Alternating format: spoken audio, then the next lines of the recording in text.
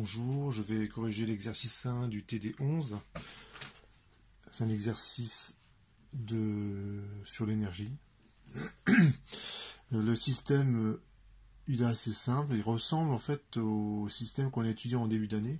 Vous prenez un ressort, donc je fixe une extrémité ici, donc ce point-là est fixe. Je mets mon ressort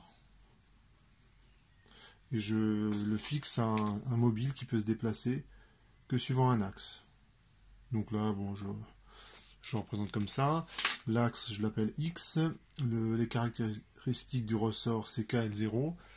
Et la différence par rapport à ce qu'on a vu en début d'année, c'est que le point de fixation, en début d'année, il était là, sur l'axe. Et là, on le décale un petit peu d'une certaine quantité. Voilà, j'appelle cette distance petit a. D'accord ? Je vais me donner un repère. Ici je mets Y, donc ici c'est l'ordonnée c'est petit a de ce point là.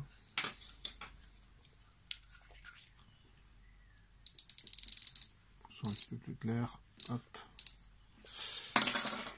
Voilà, je précise que le référentiel est terrestre, supposé galiléen.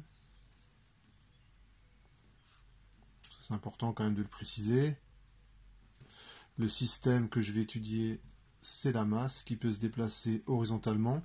Donc on voit tout de suite que le poids ne va pas jouer de rôle particulier, puisqu'il va être compensé à tout instant par une réaction du support qui va lui être exactement opposée. Le bilan des forces, donc vous avez, comme je disais, le poids, qui est comme ceci. Vous avez la réaction du support, qui est comme ceci, et bien sûr la force que va exercer le ressort, que je vais mettre comme ça. Il est tout à fait possible qu'elle soit dans l'autre sens, si le ressort est comprimé.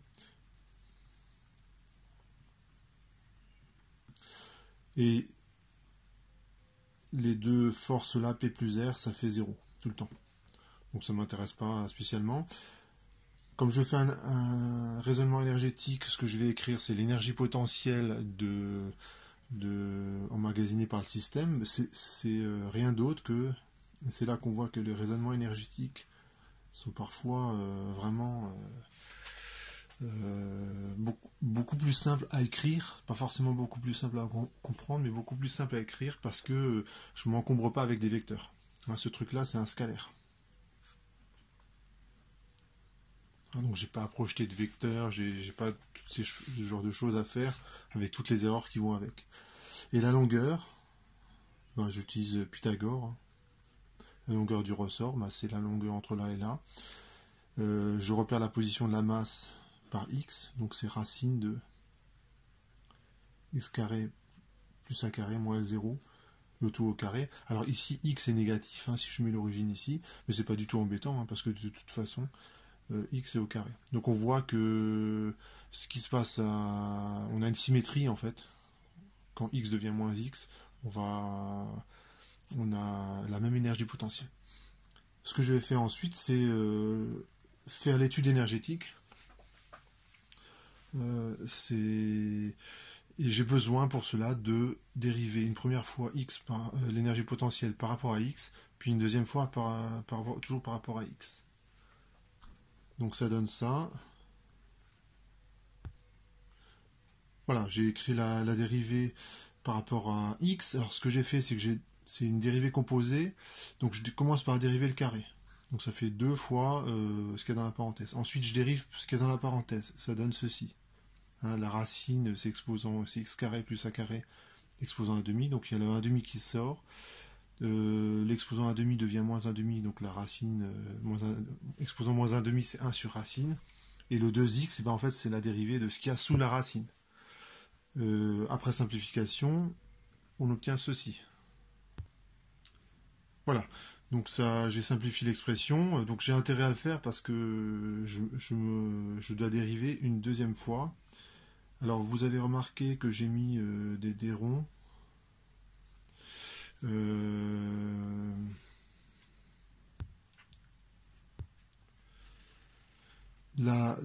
Pourquoi j'ai mis des ronds? Parce que l'énergie potentielle dépend a priori aussi de Y et de Z.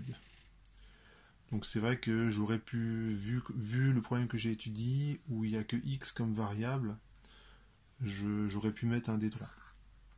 Donc ça, voilà, c'est selon que je vois l'énergie potentielle comme une fonction de plusieurs variables, dans ce cas on met un D rond, ou comme d'une seule variable, ici x, et dans ce cas j'aurais dû mettre un D droit.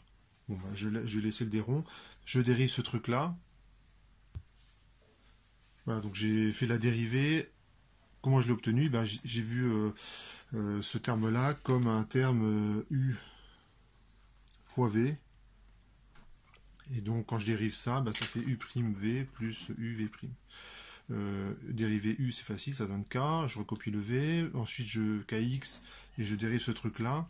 Et quand je dérive ce truc-là, donc il y a le moins L0 qui est ici. Le moins 1 demi, il vient du fait que 1 sur racine de x carré plus a carré, c'est x carré plus a carré exposant moins 1 demi. Quand je dérive, il y a le moins 1 demi qui sort. Et je décrémente d'une unité l'exposant. Donc je passe de moins 1 demi à moins 3 demi. Et le 2x, ça vient de la dérivée de ce qu'il y a dans cette parenthèse. Donc je vais simplifier l'expression parce que là c'est encore un petit peu compliqué, ça va me faciliter la vie dans la suite de l'exercice. Voilà, donc j'ai fait ce calcul-là, c'est que du calcul, je vous laisse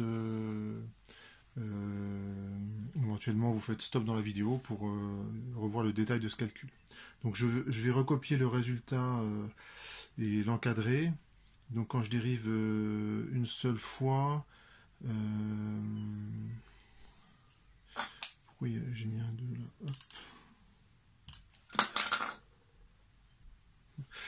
Donc ça donne kx 1 moins L0 sur racine de a carré plus x carré. Donc là j'encadre ce résultat là, donc c'est pas la réponse à la question posée, mais ça va m'être utile.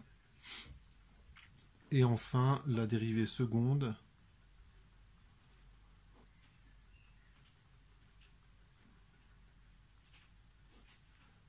que j'encadre également. Voilà, donc ça c'est ça va me servir ensuite à trouver les positions d'équilibre, donc je vais regarder.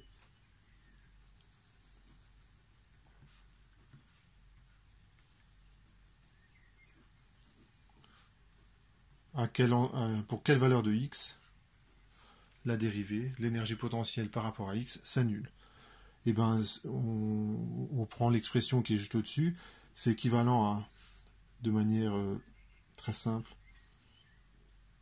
je vais appeler x équilibre 1, c'est 0. Un produit s'annule si et seulement si l'un au moins des deux termes s'annule. Donc c'est soit ça, ou bien, si on fait le calcul jusqu'au bout, ça fait, je fais le calcul de tête rapidement, donc ça fait L0 carré moins A au carré. Vous remarquez qu'il n'y aura pas toujours cette solution-là. Hein, c'est uniquement si petit a est plus petit que L0. Ensuite, je vais regarder pour chacune des positions d'équilibre le signe de la dérivée seconde. Donc ça va donner quoi? Et je vais tout de suite faire un tableau pour faire le résumé de ce que j'ai obtenu. Donc ici j'ai 0, j'ai racine de L0 carré moins 1 carré, racine de L0 carré moins 1 carré. Ça c'est la position d'équilibre. Et je vais écrire la dérivée, l'expression de la dérivée seconde, calculée en x équilibre. Et je vais devoir distinguer deux cas. Le cas où A est plus petit que L0 et A où est plus grand que L0. Donc si A est plus petit que L0, lorsque je fais le calcul de la dérivée, donc l'expression est là, donc je remplace x par 0, et ça va donner, sauf erreur, je vais l'écrire en rouge, K1 moins, ici on a L0 sur A, sauf erreur. Ouais, c'est ça. Donc ça c'est si A est plus petit que L0. Et donc on voit que ce truc là il est, si A est plus petit que L0, ce truc là il est négatif. Et si je calcule ensuite la dérivée seconde pour les autres positions d'équilibre, là je vais trouver, tout calcul fait,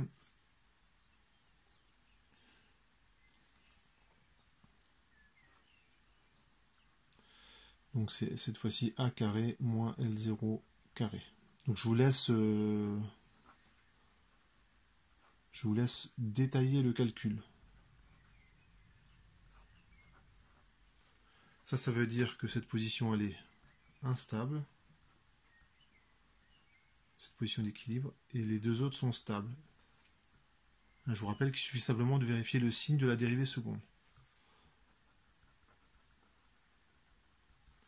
Ça c'est pour A plus petit que L0. Et si A est plus grand que L0, et bien dans ce cas, je vais l'écrire ici, si A est plus grand que L0, et bien en fait ces solutions-là, elles n'existent pas, ouais, puisque j'aurai un x complexe, hein, puis la racine d'un nombre négatif, donc ça, ici ça correspondrait à rien. Et la valeur, bah ici c'est toujours c'est la même chose, mais cette fois-ci c'est positif, et donc la position d'équilibre elle est stable. Donc pour l'instant, si on regarde la correction, il n'y a que des calculs. Je vais tracer quelques graphes, histoire de qu'il n'y ait pas que des calculs. Alors je peux tracer la position d'équilibre en fonction du paramètre. Un paramètre que je peux faire varier très facilement, c'est petit a. Hein, donc ici on a x équilibre et petit a. Et je vais tracer toutes les solutions qui sont ici. Et le code couleur que je vais employer, c'est en vert clair, je vais mettre les positions d'équilibre stable, et en bleu, les positions d'équilibre instable. Donc, si je regarde la position quand A est plus petit que L0, donc je vais graduer mon axe. Ici, je vais mettre L0. Je constate que donc il y a la position d'équilibre nulle, et la position d'équilibre, celle-ci, ça va donner en fait un cercle ici, et j'ai le cercle aussi en négatif, et ces positions d'équilibre elles sont stables.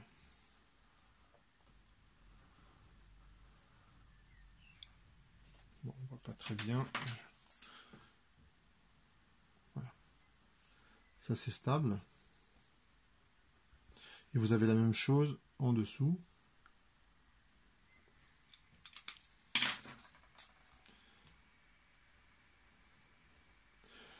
Et la position d'équilibre stable, lorsque A devient plus grand que L0, c'est celle-ci.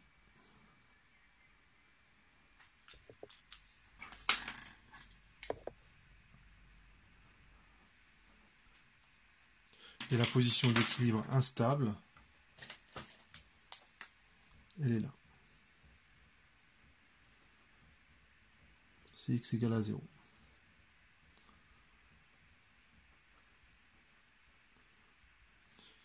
Et je gradue l'axe des ordonnées. Donc là, je vous laisse tout ça, je vous laisse vérifier. Hein, lorsque A est nul, et la position d'équilibre, c'est plus ou moins... excusez-moi. C'est L0, pardon. Lorsque A est nul, la position d'équilibre, c'est plus L0 ou moins L0. Voilà. Et donc ça résume un petit peu ce qu'on vient de faire. Maintenant, je vais faire une approximation de l'énergie potentielle en fonction autour de chacune des positions d'équilibre stable. Je peux également représenter l'allure de l'énergie potentielle dans le cas où A est plus petit que L0 et où A est plus grand que L0. Donc ce qu'on a fait en fait c'est une étude de fonction, hein, donc c'est ce que vous auriez pu faire en mathématiques. Ce que vous allez constater c'est que dans ce cas-là, l'énergie potentielle elle aura cette tête-là.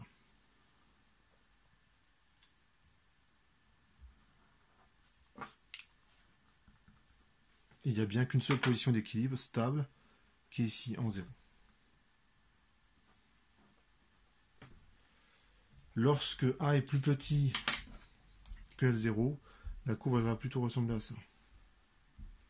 Donc cette fois-ci, l'énergie potentielle, elle peut s'annuler. Et elle va ressembler à ça.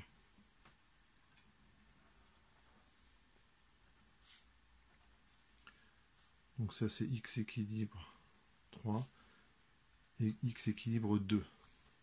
Et là, vous avez x équilibre 1. Voilà. Donc ça, c'est lorsque A est plus petit que L0. Et ça, c'est lorsque A est plus grand que L0. Donc si vous réfléchissez 2 secondes, alors il faut essayer d'imaginer la situation. Hein. Vous avez le mobile qui peut se déplacer suivant une ligne droite, et vous accrochez un ressort, et si vous tirez trop sur le ressort, donc le mobile, il ne faut pas qu'il puisse s'éloigner de l'axe, il faut le contraindre à se déplacer suivant un axe. Et si vous tirez le ressort, eh ben vous allez obliger le système à être à l'équilibre en x égale à 0. Donc ici, ça correspondrait, si on devait faire un petit dessin, je vais le faire ici. Vous avez l'axe des x, donc vous vous débrouillez, je sais pas, vous mettez des petites roulettes de part et d'autre, hein, une sorte de... Et lorsque si vous tirez très fort sur le ressort, donc vous allez l'étirer en fait, ce ressort, donc vous pouvez le représenter comme ça, et bien la position d'équilibre, c'est forcément lorsque la distance entre ce point et ce point est minimale. Donc c'est lorsque le mobile il est là. Par contre, dans ce cas-là, par exemple, je pourrais représenter l'état du système ici.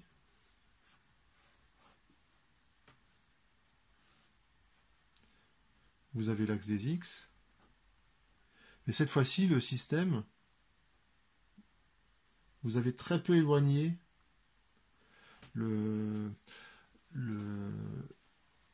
l'extrémité de ce ressort de l'axe, et donc en fait vous avez comprimé le ressort. Ben, ça c'est une position d'équilibre, mais c'est une position d'équilibre instable.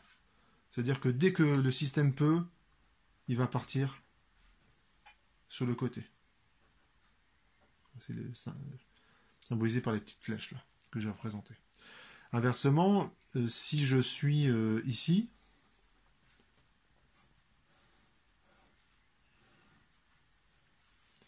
ça va correspondre au système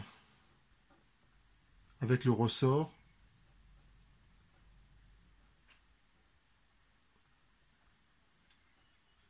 Bon, j'ai mis des petites roulettes, enfin, il faut essayer d'imaginer un dispositif qui oblige le système à se déplacer suivant l'axe des X. Et là, en fait, le ressort, il est exactement à sa longueur à l'équilibre, à sa longueur à vide, pardon. Donc voilà, c'est pour qu'il n'y ait pas que des calculs dans ma résolution, hein, j'agrémente de graphes et de quelques explications. Maintenant, je vais considérer les oscillations autour des positions d'équilibre stable. Donc je vais simplement écrire que l'énergie potentielle autour d'une position d'équilibre stable, c'est environ égal à l'énergie potentielle à la position d'équilibre, plus la dérivée évaluée à la position d'équilibre, x moins x équilibre, plus, alors ça c'est programme de terminale, ce que je viens d'écrire. Ce que vous avez appris cette année, c'est que je peux continuer cette écriture évaluée en x équilibre, x moins x équilibre au carré. Donc c'est environ égal. Alors, je pourrais continuer comme ça le développement à condition que l'énergie potentielle, je puisse la dériver autant de fois que je veux.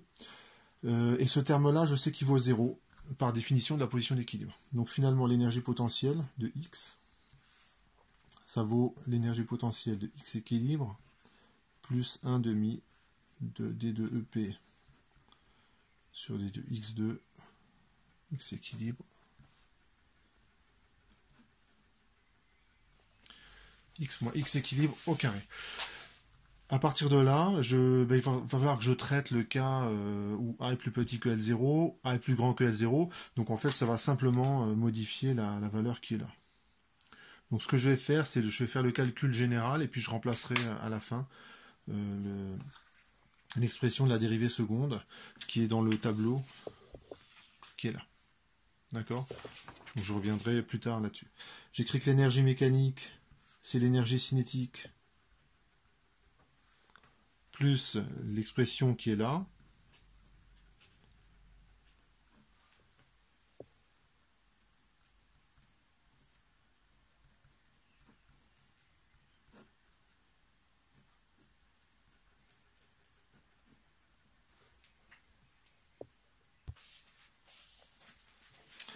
Voilà, je vais maintenant dériver par rapport au temps. Voilà, ça c'est dans cette méthode-là, il faut l'avoir bien à l'esprit. Hein.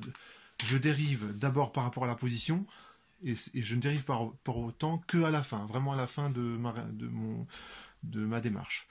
Autre chose qu'on rencontre parfois comme erreur, la dérivée seconde, ici, ce terme-là, c'est une constante. Hein. Il faut l'évaluer en x équilibre. Hein, ce truc-là ne dépend plus de x. Donc c'est parfois c'est les erreurs classiques qu'on rencontre. Je suppose qu'il n'y a pas de force non conservative. Donc l'énergie mécanique se conserve, donc pas de frottement, pas d'opérateur qui vient perturber le système. Donc ça fait 0 égale 1 demi de m 2x point x secondes. La dérivée d'une constante, ça fait 0. Ça veut dire que ne passez pas de temps à calculer ce truc-là, ça sert à rien. Hein, puisque quand on le dérive, ça fera toujours 0. Plus, là c'est une constante évaluée en x équilibre, x moins x équilibre, x point.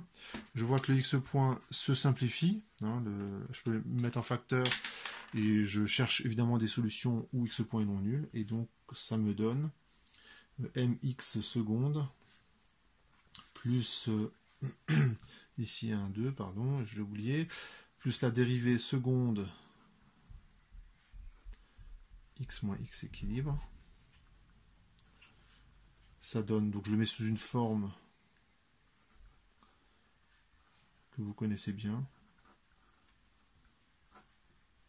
Donc ça c'est calculé. Alors, je le mets sous une forme que vous connaissez bien. Et là, vous reconnaissez la oméga 0 carré. Hein, on reconnaît l'équation différentielle d'un oscillateur harmonique. Et la position d'équilibre, elle est là.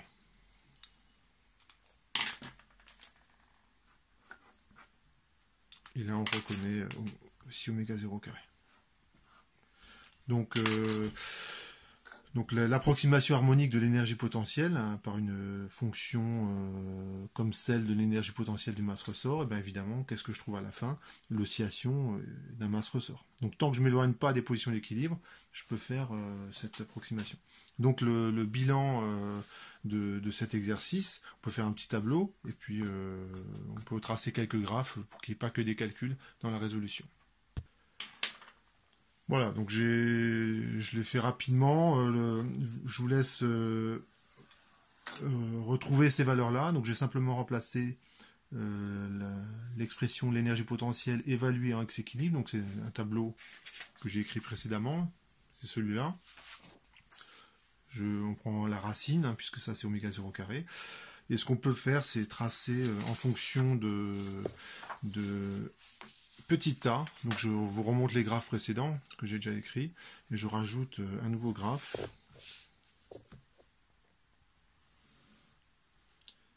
Ici, je mets petit a, donc c'est un paramètre qui est très facile à faire varier. Ici, je mets L0. Là, je mets oméga 0. Et je vais tracer oméga 0 en fonction de petit a. Dans le cas où a est plus petit que L0. Donc ce que vous remarquez, c'est que lorsque a est nul, en fait, on a racine de k sur m.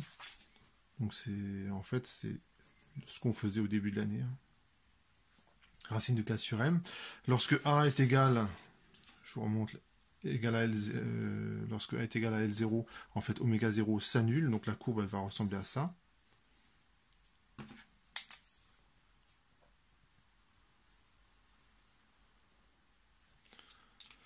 Et lorsque a est plus grand que L0, on constate que quand a vaut L0, on repart de 0. Et lorsque a devient très très grand devant L0, ce terme-là est nul et on retrouve racine de k sur m. Donc, si je continue ici,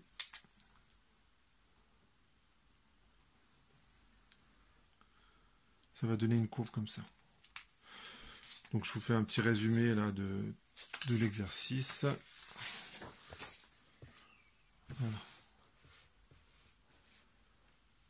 Vous avez les différentes positions d'équilibre avec leur stabilité. Ici, c'est stable. Quelques explications ici. Les valeurs d'oméga 0 et de x équilibre. Et ici, oméga 0 en fonction de petit a. Voilà pour cet exercice.